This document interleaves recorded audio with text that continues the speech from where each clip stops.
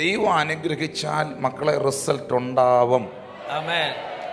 ഞാനൊരു സംഭവം കാണിച്ചു തരട്ടെ.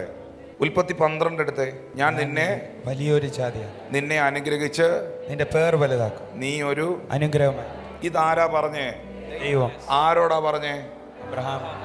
അബ്രഹാമിനോട്. 12:2 ദൈവം അനുഗ്രഹിച്ചു. 13:2 എൻ്റെ റിസൾട്ട് വന്നു. കന്നുകാലി, വെള്ളി, പൊന്ന്, ഈ വകയിൽ അബ്രഹാം ബഹുസമ്പന്നനായിരുന്നു. 12:2 അബ്രഹാമിനെ ദൈവം അനുഗ്രഹിച്ചപ്പോൾ 13:2 അതിൻ്റെ റിസൾട്ട് കാണുക.